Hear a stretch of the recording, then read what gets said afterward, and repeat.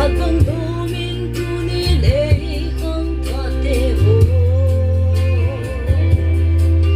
Laasang ahong rumye Say lan pa at so'y ute Mitinin ang musaw lo At himsulong itse natin Mitinin sa bolhen At himgok sa limihimin kinahin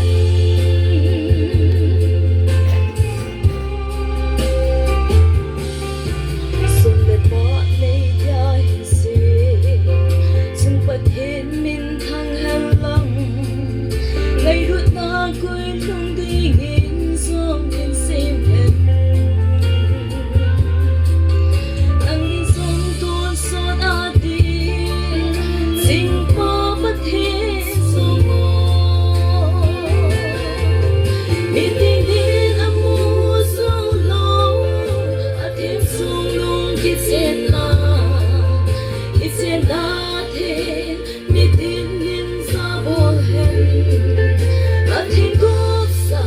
limihimin kinahin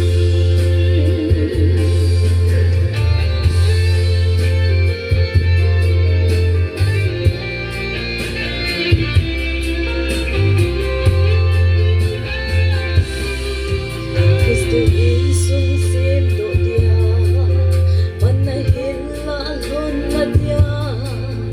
Pagkain hinumpiin Mang pusing hen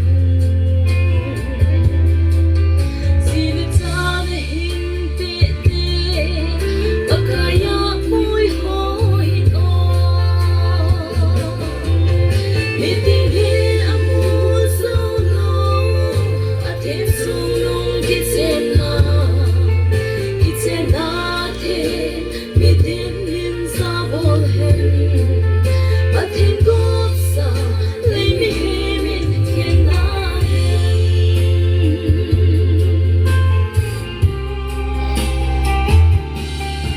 Tuli ko apa-anga Ihosoy na nilhon Nop na di ko hihenda Ngani ko Toni song le masoy kay Dalhon sugel do simo Mitingin ang musaw lo At himsulong kitsin natin Mitinin sa bolhen At higop sa limihimin kinahin Mitinin ang musaw lo At himsulong kitsin natin Mitinin sa bolhen At higop sa limihimin kinahin At higop sa limihimin kinahin Lopin